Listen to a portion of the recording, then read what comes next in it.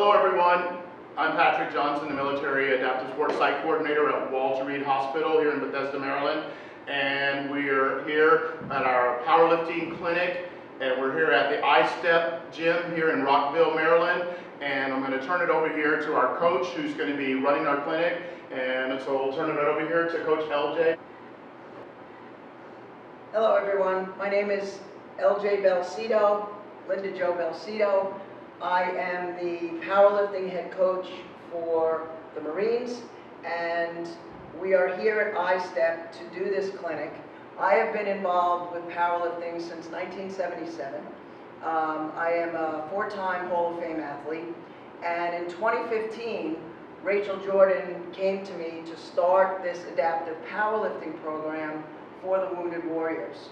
In 2018, we were actually invited to the games, and so we have been practicing, coaching, and helping these athletes to do better at the powerlifting, which only involves the bench press. What we're going to cover today is all three power lifts, but we're going to start with the regular bench press, and then we're going to move into the para bench press, which is what we do at the Warrior Games. Our athlete today is Alex Grapes, and he's been working with me at iStep since he was 13 years old. So I'm going to let Alex introduce himself. Hi there. I'm Alex Grapes. I've been lifting with LJ for about 4 years. I'm looking at studying film arts. LJ has been probably one of my top mentors when it comes to physical fitness, and yeah, this is probably one of my greatest passions. Okay, today we're going to cover the bench press, and the first thing we're going to start with is a standard bench press, the regular bench. What we're going to do is we're going to cover the basic techniques, we're going to cover how to set up for the bench, and we're also going to make sure that everything that you do when you set up to do a standard bench press, it's safe for you as an individual. So the first thing that you're going to want to do is to set up your rack height. Your stanchions always have to be set up so that if you watch when Alex lifts the bar off of the bench, that bar is set up so that when he takes a lift off, the bar is extended, good, yeah, and at least an inch or two above the rack. Okay, so that's the first thing. So when he's done with his lift and he's ready to put the bar back in the rack, you can swing it back, he can hit the rack and let the bar come down safely when the lift is completed.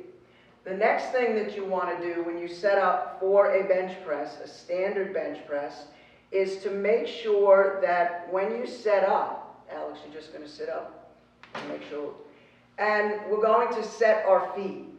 A lot of people don't realize, but when you set up for a bench press, a standard bench press, you really do have to set your feet because you want to push into the ground as you're trying to push that bar up over your head. So Alex, set your feet. Okay, so now what we're going to discuss is hand placement on the bar. So I'm going to come over and help Alex, setting his hands in the right position for him. So what I want to do is I want to make sure that his grip is to the right width for him to create the strongest position to push that bench. Now, Alex, he's a big guy. He's got a big, broad chest, right? So when he takes that bar off the rack, 1, 2, all right, you want to make sure that when you bring that bar down to your chest, the elbows stay in, and when he pushes back, he's pushing back to the eyes. So he's going to do one more, back to the eyes, and rack. Now sometimes you'll see people who will just go up to the bench and they won't make any adjustments. You see people that are lifting with their grips far out. So when he brings this bar off, for him, this isn't going to feel real good because this isn't his normal bench grip. So go ahead, start. And you see where his elbows start to flare out this way. Now it becomes all shoulder, which is not what you want to do. Press, rack. So the main thing is to find that grip, find that width, and sometimes you have to practice.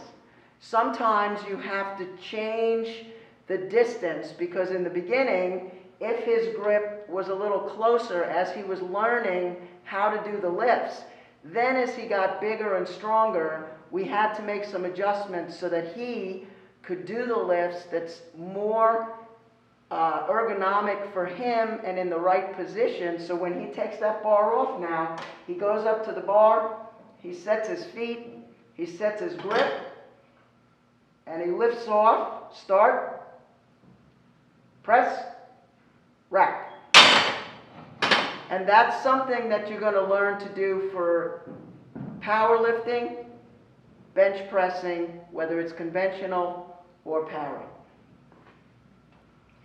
When you're lifting a bench, when you take your grip, when you set your grip on your bench, you must have the thumb around the bar. The reason being, you see a lot of people who will use this thumbless grip, which is either placing it on the bar, pushing, or else they will just use their 4 fingers to push the bar. The problem with this is that if you use this grip, go ahead.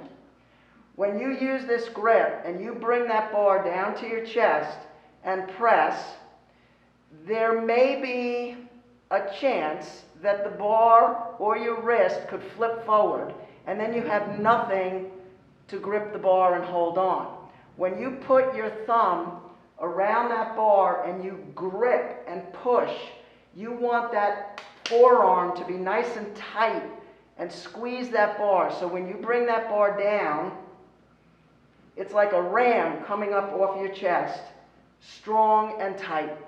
So never use thumbless grip. Always use your thumbs when you're gripping that bar. When we train the bench press, we try to practice like we play.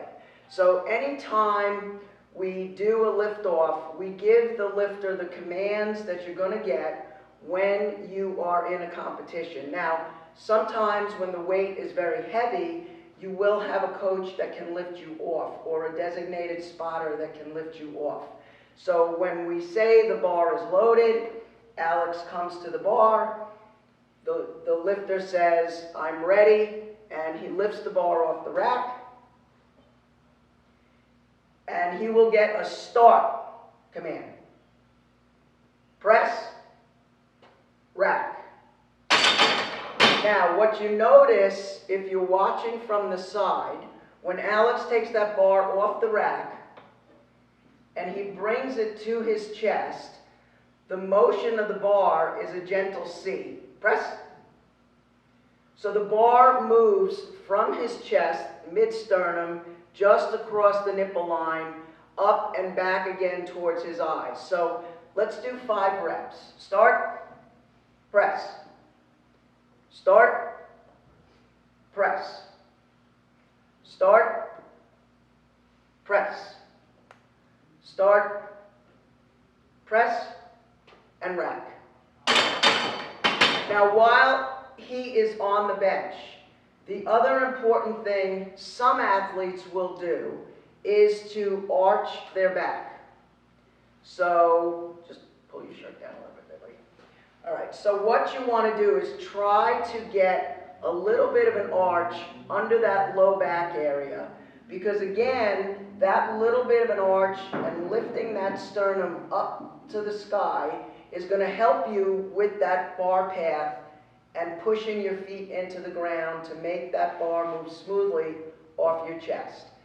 When you take the bar off the rack, the other thing that you must remember with any lifting is that you have to breathe.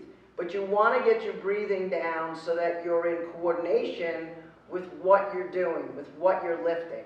So anytime you see a lift that we do here in the clinics, working with the athletes, we teach you, and they'll hear me say, big air. So he's going to expand his lungs and try to bring that sternum up. Start, press, And what he does is he wants to blow that bar off his chest. So let's just do 3 reps. Start. Press. Start. Press. Good. Start. Press. Rack. Good. Now you notice when Alex does these benches, it's very precise. A lot of times you will see people take the bar off and bounce it off their chest. Okay? So let's just give them an example of what not to do. Okay? So he's just going to take the bar off, he's going to bring it down really fast, bounce it off his chest, and throw it back in the rack. You don't want to do that. Doing the benches the way that we teach it, with a good, smooth, consistent down path on the bar has to become motionless on the chest before you will get a press signal. So let's do one that's correct. Start. Press. Rack. Okay? So in all competition, whether it's regular powerlifting or para powerlifting, you must listen for the commands. And that is probably the hardest thing that we have with athletes, because they're so used to going into a gym and training with weight that may not be something that they're able to do cleanly. A lot of times we will take an athlete like Alex. When he first started, Alex started with the bar. Now Alex is benching over 230 pounds with a strict pause and a press. So what you want to do is you want to train your mind, you want to train your muscles, and you want to train your neurological system to know that this is going to be the bar path, this is going to be the patterning of what you're going to need to do in competition. Because when you're in competition, your adrenaline is rushing, you're competing against other athletes, everything is at a higher level. But every time you go into the gym, you're not going to be lifting as if you're in a competition, meaning that you're not going to get all psyched out. You're going to go into your training session, you're going to do what's on your plan, and you're going to build on every training session to get to whatever that goal is going to be over a 6 or an 8 week period. So let's just do one more set, Alex. So we're going to do a start, press. Good. Start, press. Good. One more. Start, press. Good. Rack.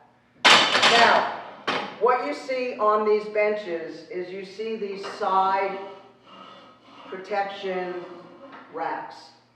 The reason we have those is because in any competition, especially in the para or in some of our regular competitions, what we want to do is we want to make sure that these are set so that if the bar was to come and he could not get it off his chest, you want something there safe so that the bar is not going to risk landing on the athlete's neck.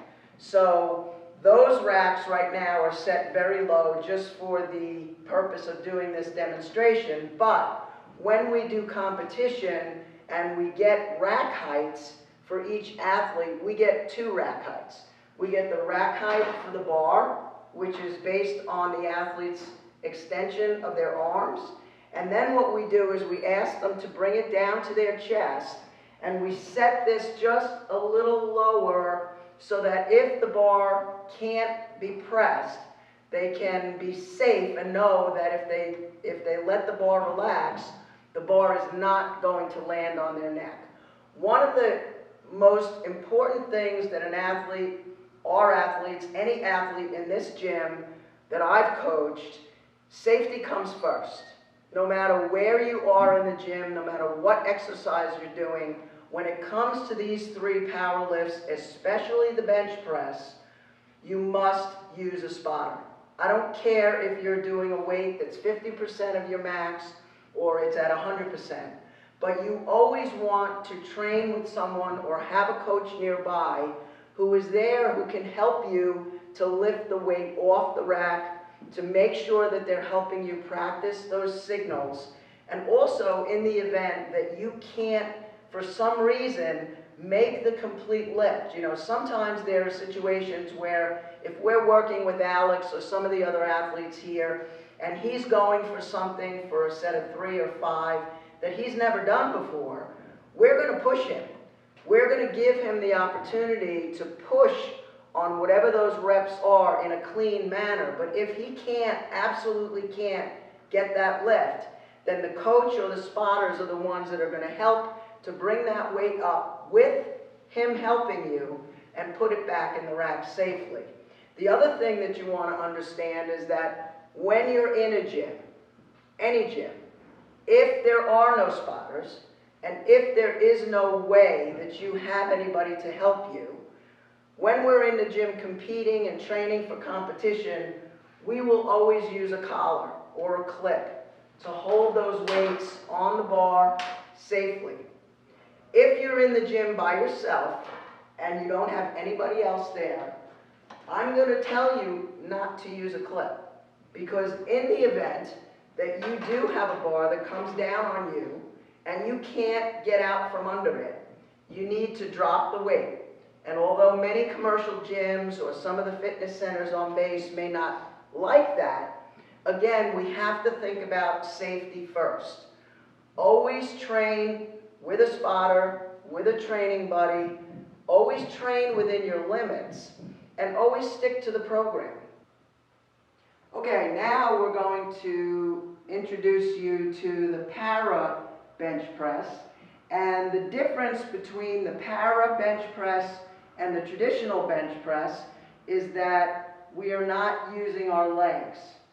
That's the main difference.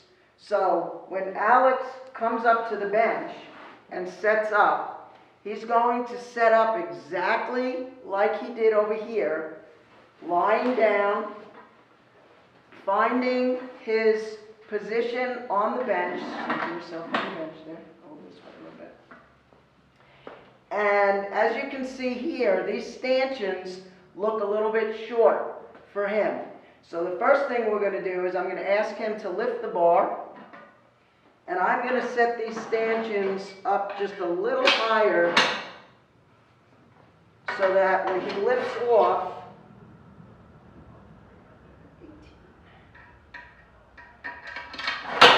he's only got about 2 inches bringing the bar off of the rack. So now we're going to put the bar back. The next thing we're going to do is we're going to check to make sure that the safety racks are set up that are safe for Alex. So what I want you to do is just take it off and just do a bench press. Okay. So if we were going to set these for Alex in a competition, we would want them a little bit higher so that if the bar is unable to be pressed and the bar comes down, go ahead, that bar can roll, but it will not land on Alex's neck, okay? So that's why we use these safety racks on the side. Go ahead and press. And rack. Now, the rules are not going to change much in regards to the commands for the bench press. In regards to how he sets up may change a little bit. So you feel comfortable on the bench there where you are? Okay. So the main thing, you want to make sure that the athlete feels as though he's comfortable on his setup. So you want to make sure that you're centered on this para bench, and sometimes you may want to set yourself up a little bit further in front of the rack. So if you want to just slide down just a little bit, yeah. Sometimes we'll tell the athletes to line up their shoulders so that they're a little bit forward of the stanchions, because what you don't want when you lift the rack off, start, press, rack. You don't want the bar to ram into the rack accidentally. just because of the way the bar path is, nor do you want it to hit the overhang or the lip on the bench.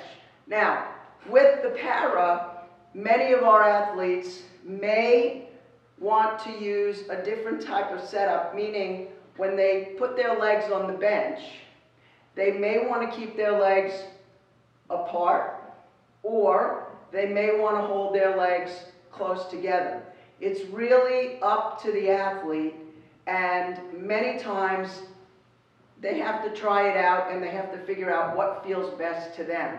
Again, when you do this lifting, a lot of the differences here require a lot of balance. So when you take that bar off the rack, you're going to make sure you feel balanced. You're going to get your signals: start, press, rack. So that when the bar comes off and you're waiting for those commands, you're not shifting side to side. So doing these types of benches in the gym, you can make up ways to practice this if you don't have a para bench. Sometimes what we will do is we will put a block at the end of a regular bench so that you can practice just with the bar, feeling what it feels like to lift that bar off and not have any foot balance or base to keep that weight solid and even coming off the rack to your chest and then back to the upright position. So what we're going to do is to let Alex take the bar off, start, press, start, press, rack. And what you notice also is what we discussed on the conventional bench. Thumbs have to be around the bench. The thumbs gripping the bar, when you grip that bar, if you watch an athlete and you watch them with a thumbless grip, they really have a soft forearm. When they grip that bench, they make like a rod, so that when they push, that bar is coming right off their chest, and they're using the muscles in their forearm as well as their chest and their back and their shoulders to get that bar off their chest. Now, the next thing that some of the athletes like to do is when they set up for the para bench, athletes have the option of using a strap.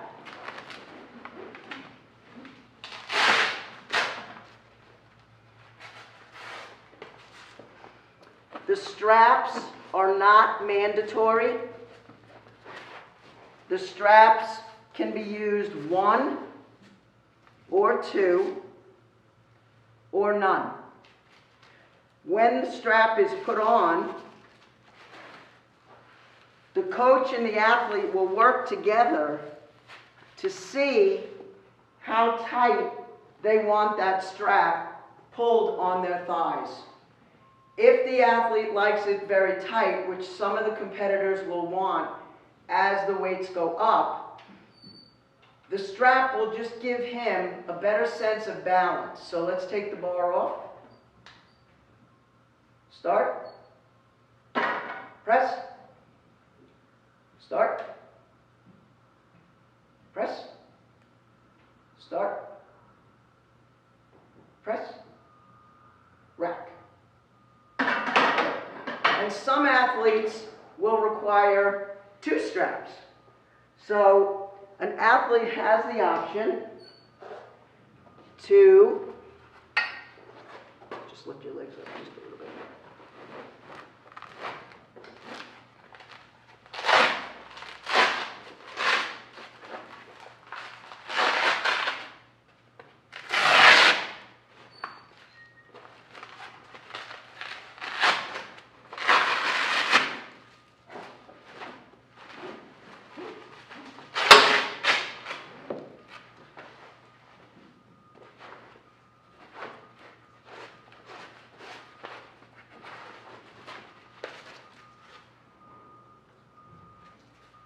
set up 2. Now, when the coach sets these straps, you want to make sure that the athlete is on the bench. You want to make sure that the straps are mid-shin, mid-thigh, over the kneecap. And again, the athlete will tell the coach how tight they want those straps. So you can see right now with Alex, he has the straps in place, but they're not pulled to the tightest that they could be pulled. So just try to do 3 reps now. Press. Start. Press. Start. Press. Rack. And when the lift is completed, either the coach or the athlete can release the straps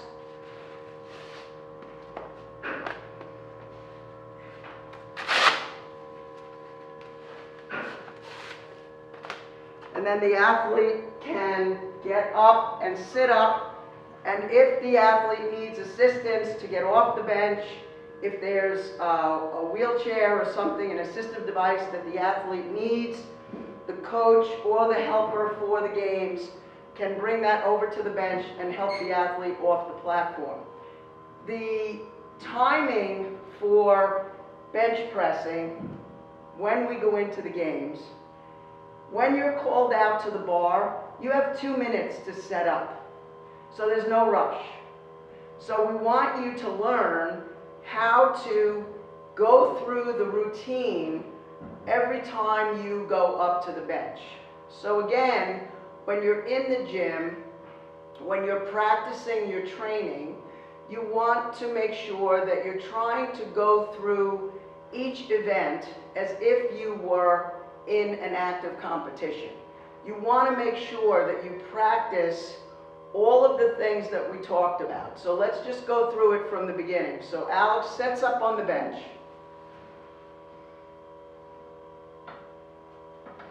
He's going to set himself up. He's going to set his back. If he wants to make an arch like we discussed in the prior regular bench, he can lift his low back a little bit, bring his chest up, and he's going to take the bar off. Start. Press. Start. Press. Rack.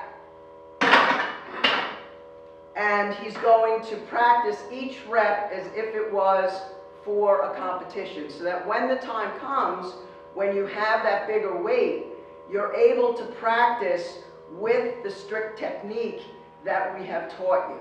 So those are the things that we want you to know about the para bench press.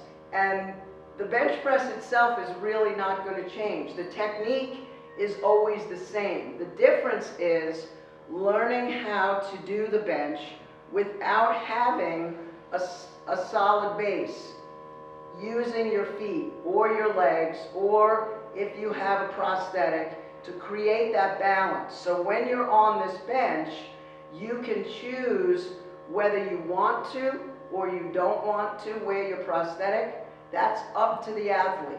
The nice thing about this bench, you can see that it's thin at the top and then it opens up at the base, because we have some pretty big athletes that come and compete in this sport, and you want to have the safest equipment for the athlete.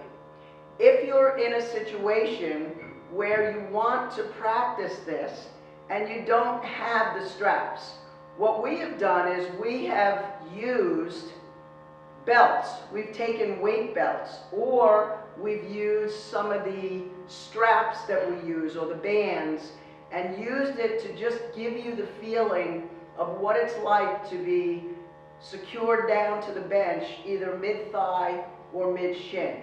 So you can become creative with what you want to use. Some of us have used the straps that you use around your luggage.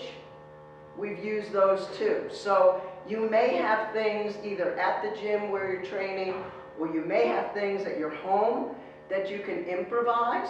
The main thing is that you want to be sure that when you put these straps on the thigh or on the mid-shin, you want to make sure that you're putting them on, you're taking them off, and you're not leaving them on for a prolonged period of time.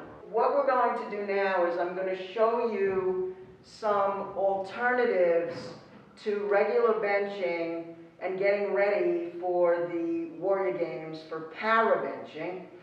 If you don't have a specific para bench, what you can do, again, always when you go into the gym, we want you to practice good technique.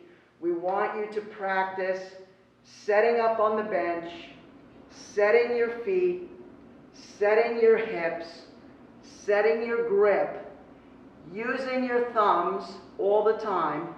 And if you're not a seasoned lifter, you always want to use a spotter to make it safe. Start. Okay. Start. Press. Rack. Now, sometimes you may not have all the equipment that you need that's the most ideal for doing the practices. So you have to learn how to improvise. So what we do is we'll take a block and put it toward the end of the bench so that Alex can now get the sense of what it's going to feel like at the para games when he's got his legs up and needs to do the bench press. So we're going to lift the bar off the rack. Big air. Start. Press. Start. Press. One more. Start. Press. Rack. So when you're setting up for this, again, there are different ways that you can practice keeping yourself tied to the bench. Now, Alex is a big guy, so for him, I would have to come around this bench with the strap and try to just tie it lightly to give him the feel of what a strap is going to feel like when it's time for him to get ready to bench. Sometimes we will use a lifting belt, anything that can go under the bench, around the thigh, and be something that can hold him in position, can be used as an improvisation for the straps. When you're at the games will have the para straps for all athletes to use to keep them secured to the bench if they want to use them. Again, these straps are not mandatory, and they can be used mid-thigh, mid-shin, or nothing. So those are just some of the ways that we want to give you some tips to train and get used to having your legs up and doing those exercises so that you have a good balance and good form when you're doing these lifts for the bench press.